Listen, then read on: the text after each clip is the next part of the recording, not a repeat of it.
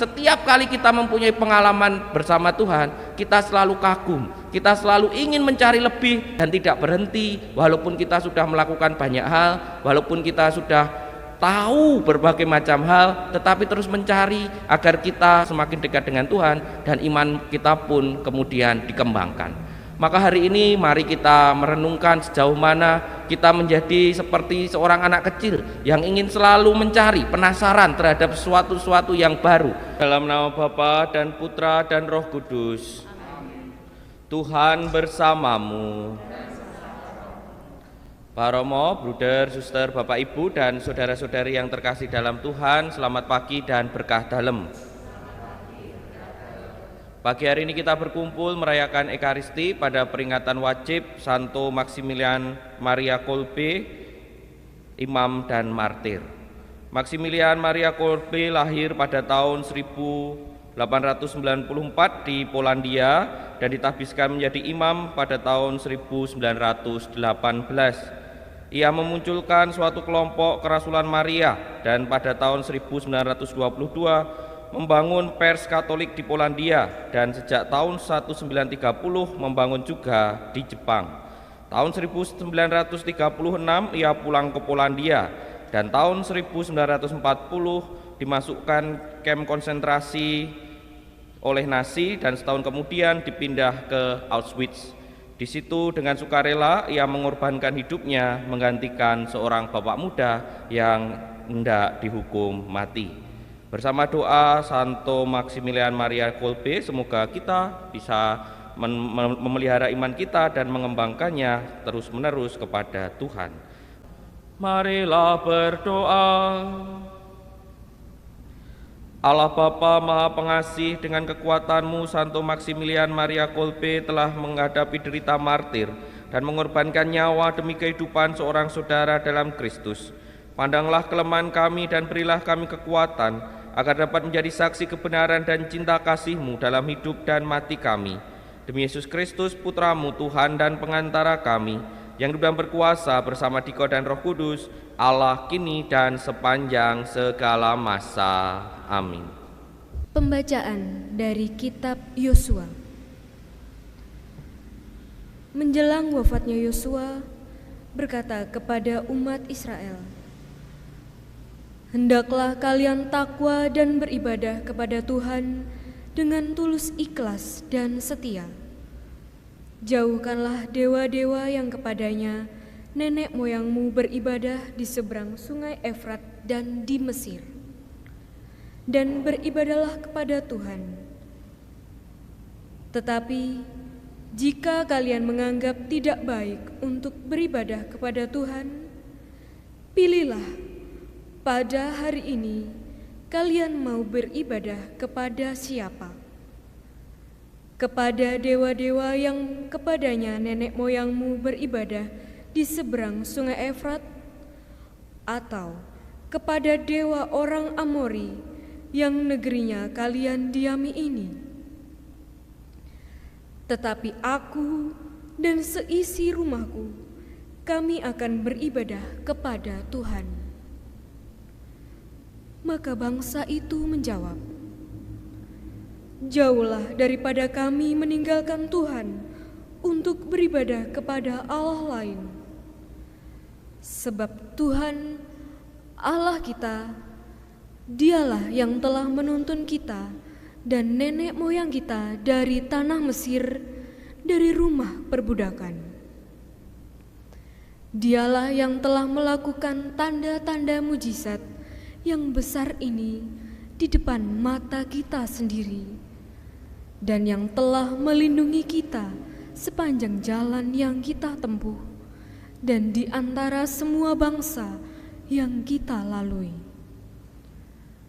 Tuhanlah yang telah menghalau semua bangsa dan orang Amori, penduduk negeri ini, dari depan kita.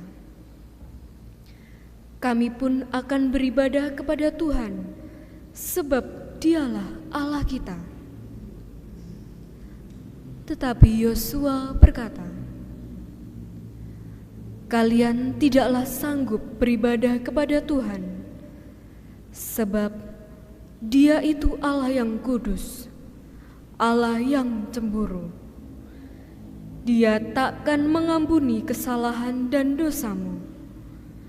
Apabila kalian meninggalkan Tuhan dan beribadah kepada Allah lain, maka Ia akan berbalik daripadamu dan melakukan yang tidak baik bagimu, serta membinasakan kalian.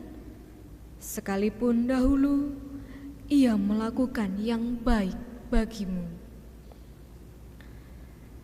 Tetapi bangsa itu berkata kepada Yosua, "Tidak, hanya kepada Tuhan saja kami akan beribadah." Kemudian berkatalah Yosua, "Kalianlah saksi terhadap kalian sendiri, bahwa kalian telah memilih Tuhan untuk beribadah kepadanya." Jawab mereka, "Ya, kami saksi." Maka sekarang jauhkanlah dewa-dewa asing yang ada di tengah-tengahmu, dan condongkanlah hatimu kepada Tuhan, Allah Israel. Lalu bangsa itu menjawab, "Kepada Tuhan, Allah kita, kami akan beribadah, dan sabdanya akan kami dengarkan."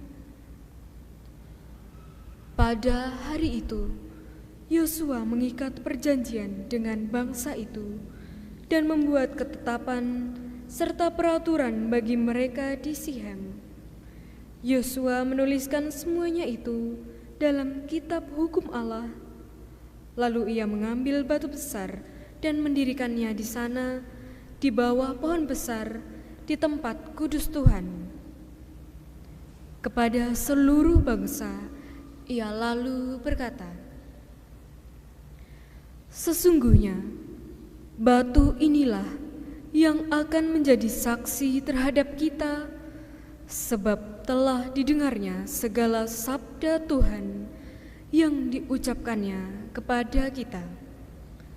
Sebab itu, batu ini akan menjadi saksi terhadap kalian, supaya kalian jangan menyangkal Allahmu."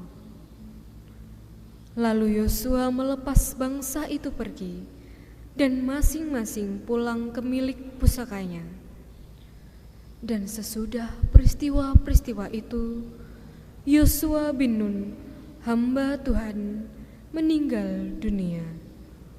Umurnya 110 tahun. Demikianlah sabda Tuhan. Ya Tuhan, Engkaulah milik pusakaku.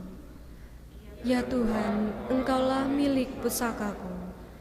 Jagalah aku, ya Allah, sebab padamu aku berlindung. Aku berkata kepada Tuhan, Engkaulah Tuhanku. Ya Tuhan, Engkaulah bagian warisan dan pialaku. Engkau sendirilah yang meneguhkan bagian yang diundikan kepadaku. Refren, ya Tuhan, Engkaulah milik pusakaku. Aku memuji Tuhan yang telah memberi nasihat kepadaku pada waktu malam. Aku diajar oleh hati nuraniku. Aku senantiasa memandang kepada Tuhan, karena Ia berdiri di sebelah kananku. Aku tidak goyah. Refren, ya Tuhan, Engkaulah milik pusakaku.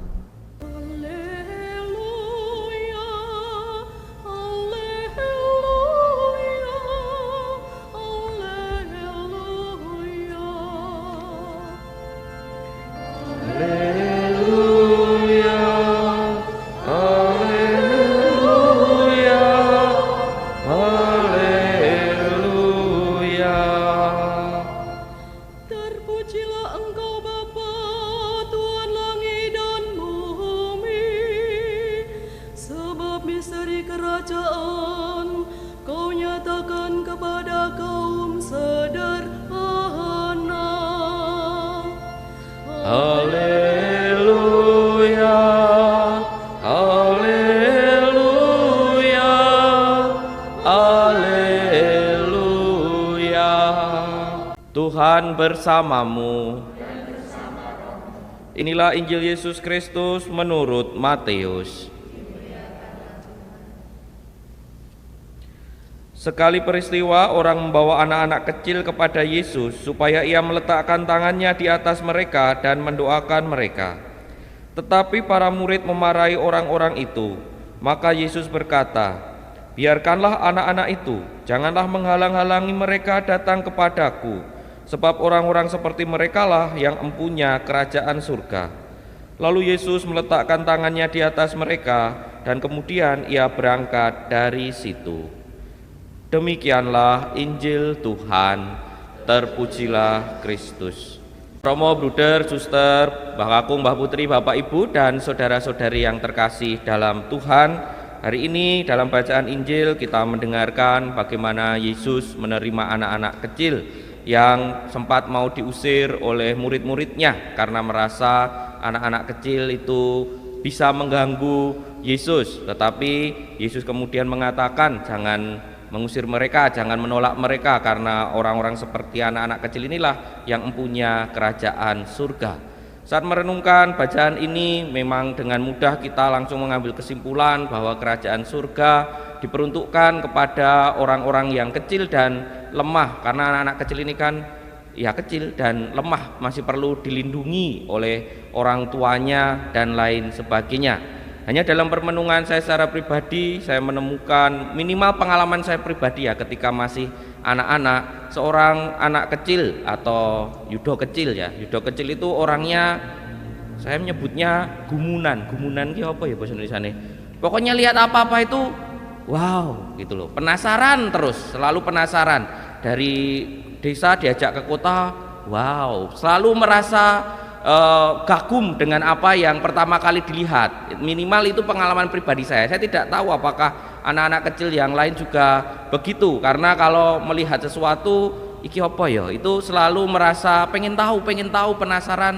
dan gumunan ki negatif apa ya bahasa Indonesianya, ada yang tahu?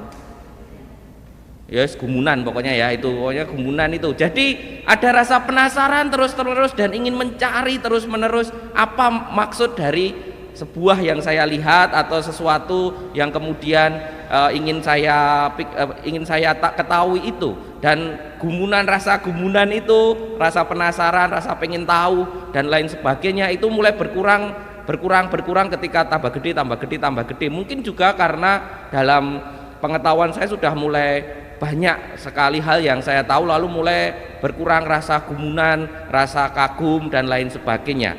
Ketika merenungkan maksud Yesus, orang-orang seperti anak kecil inilah yang mempunyai kerajaan surga, saya lalu berpikir jangan-jangan Yesus itu ingin mengajak kita menjadi orang yang gumunan dalam arti selalu penasaran, ingin mencari Tuhan terus menerus, selalu penasaran, ingin dekat dengan Tuhan terus menerus, selalu penasaran agar kita semakin mengalami kehadiran Tuhan dan kehadiran kerajaan Allah seperti itu.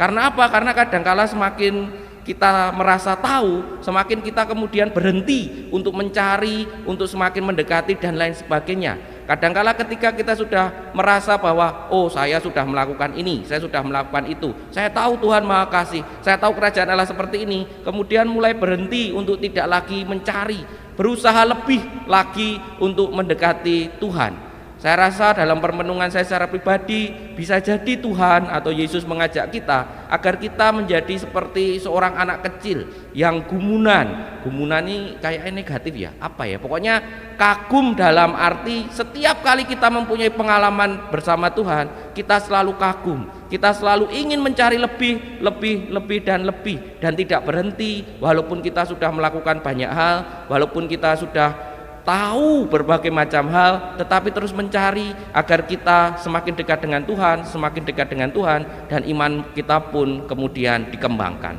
Maka hari ini mari kita merenungkan sejauh mana kita menjadi seperti seorang anak kecil yang ingin selalu mencari, penasaran terhadap sesuatu yang baru. Bagaimana kita kemudian menjalin relasi kita dengan Tuhan untuk semakin mengembangkan diri dalam iman sehingga kita layak nantinya kepada kehidupan yang kekal. Tiada cinta kasih yang lebih besar daripada cinta kasih orang yang menyerahkan nyawanya demi sahabatnya. Marilah berdoa. Allah Bapa Maha Pengasih dan Penyayang, kami telah Kau segarkan dengan santapan suci. Semoga kami sebagaimana Santo Maximilianus Maria Kolbe menghayati iman dan cinta kasih sejati dengan nyata dalam perkataan dan perbuatan sehari-hari. Demi Kristus Tuhan dan pengantara kami. Amin. Terima kasih atas kebersamaan kita pada perayaan Ekaristi pagi hari ini. Marilah kita mohon berkat Tuhan agar kita terus-menerus mencari untuk bisa semakin dekat dengan Tuhan sendiri. Tuhan bersamamu. Semoga kita semua, keluarga kita, serta niat-niat baik yang telah muncul dalam diri kita, senantiasa diberkati oleh Allah yang Maha Kuasa, Bapa dan Putra dan Roh Kudus. Dengan demikian perayaan Ekaristi sudah selesai. Marilah pergi, kita diutus. Amin.